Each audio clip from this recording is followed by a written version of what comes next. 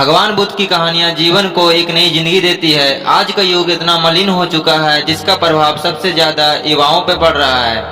आज के युवा सदैव काम वासना की आग में जल रहे हैं। दोस्तों, दिन में एक दो बार तो आपके मन में काम वासना का विचार जरूर हावी होता होगा।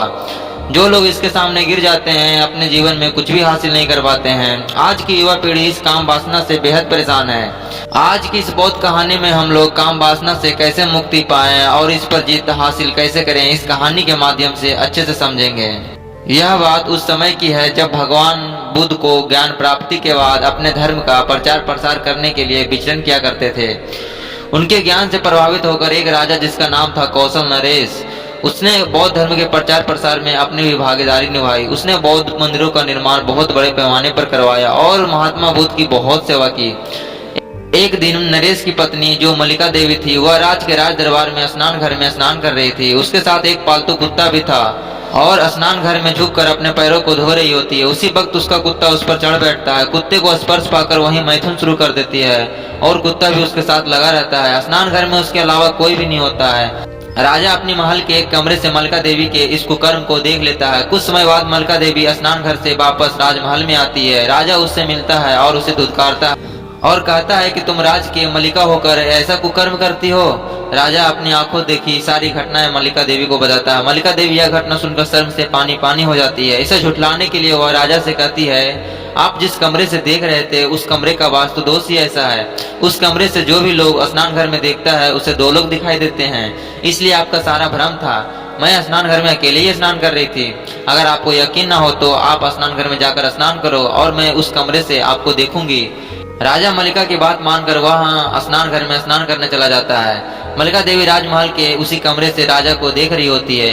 कुछ समय बाद राजा नहाकर वापस आ जाता है। मल्लिका वैसे ही धुतकारती है और राजा से कहती है, छी छी छी, आप तो एक बकरे के साथ संभोग कर रहे थे। एक बकरा आपके ऊपर चढ़ा हुआ था। राजा मन ही मन सोचता है, मैं तो वहाँ अकेले स्नान कर रहा था, फिर मल्लिका मुझसे ऐसा क्यों कर रही है। राजा थोड़ा विचार कर मल्लिका से माफी मांगने लगता है और वह कहता है, शायद तुम ठीक कर रही हो, इस कमरे का वास्तु दोष ही ऐसा है। इस कमरे में कुछ रहस्य है। ठीक है, मुझे क्षमा कर दो, मैंने तुम पे इतना गंदा लालछन लगाया।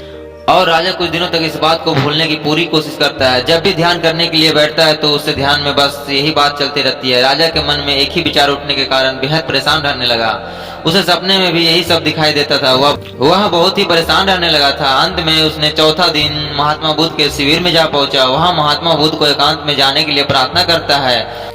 वो दोनों एकांत में चले जाते हैं जहाँ के आसपास कोई नहीं होता है। कौशल नरेश महात्मा बुद्ध से कहता है, हे बुद्ध, 4 दिन पहले मैंने अपनी पत्नी को महल के स्नान घर में झुककर वहाँ पैर धो रही थी और उसके पीछे कुत्ता चढ़ा हुआ था। वह कुत्ते को स्पर्श पाकर वही मैथुन करने लगती है। जब मेरे पास आती है तो मैं ये सारी बात उसे बताता हूँ तो वो कहती है कि इस कमरे का दोष है। इस कमरे के वास्तु दोष के कारण आपको 2 चीजों का आभास हुआ है, लेकिन मैं उस स्नान घर में अकेले स्नान कर रही थी। फिर उसने मुझे उस स्नान घर में स्नान करने के लिए भेजा और जब मैं उस स्नान घर में स्नान करने के लिए गया और उसके बाद जब मैं उसके पास गया तो वो मुझसे कहती है कि आप बकरे के साथ संभोग कर रहे थे। हे बुद्ध, मैंने ऐसा कुछ भी नहीं किया है। आप ही बताइए, क्या उस कमरे का वास्तु दोष में ऐसा कुछ है। भगवान बुद्ध ने कहा, जो तुमने मल्लिका के साथ देखा वो तुम्हारी कल्पना नहीं थी, वह एक सत्य था। लेकिन मल्लिका ने जो भी देखा उसकी मन की बनाई हुई एक झूठ थी। उस कमरे का वास्तु दोष नहीं है। मल्लिका अपनी इस कुकर्म को लोगों से छिपाने के लिए तुमसे झूठ कह रही है। तुम एक समझदार राजा हो, इस बात को तुम यहीं दबा दो। अगर लोगों को पता चलेगा तो मल्लिका सर उठाकर जी नहीं पाएगी। फिर कौशल नरेश ने पूछा, हे बुद्ध, मल्लिका में काम वासना इतनी तीव्र क्यों है। वह एक कुत्ते को स्पर्श पाकर मैथुन करने लगती है।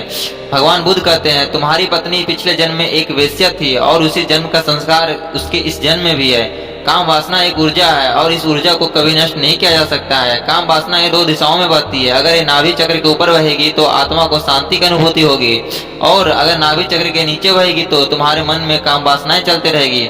इस ऊर्जा को कोई रोक नहीं सकता है, इसको बस तुम रूपांतरण कर सकते हो। जब तुम्हारे विचार शुद्ध हो जाएंगे तब तुम में काम वासना के विचार खत्म हो जाएंगे। मल्लिका में खूबसूरती का बेहद घमंड है। वह मेरे बताए हुए रास्ते पर कदापि नहीं चलती है। इसी कारण उसके मन में काम वासना उत्पन्न होते रहते हैं। इससे बचने का बस एक ही रास्ता है, तुम अपने विचारों को दूसरी जगह लगा दो। जैसे करने को मैंने तुमसे कहा है वैसे करो, तुम में काम वासना के विचार कभी नहीं आएंगे। दोस्तों, महात्मा बुद्ध की इस कहानी से हमें बहुत कुछ सीखने को मिलता है। आज की युवा पीढ़ी काम वासना से बेहद ग्रसित है और इससे बचने के लिए महात्मा बुद्ध ने जो रास्ता बतलाए हैं उस रास्ते को और भी सरल तरीके से मैं आप लोगों को बताना चाहता हूँ। महात्मा बुद्ध कहते हैं इस काम वासना को तुम खत्म नहीं कर सकते हो, इसे रूपांतरण कर सकते हो। तो इसका रूपांतरण होगा कैसे? आप सब नाम जाप करते हो तो आपके लिए यह काम बेहद आसान हो जाएगा। आप नाम जाप को कभी मत छोड़ना, हमेशा नाम का जाप करते रहो। एक समय ऐसा जरूर आएगा आप नाम जाप नहीं भी करोगे फिर भी वह स्वयं नाम जाप होता रहेगा। आपका मन ही जाप बन जाएगा और जब ऐसा होने लगेगा, जब आप इस स्थिति में पहुंच जाओगे तब आपका मन काम वासनाओं से आजाद हो चुका होगा।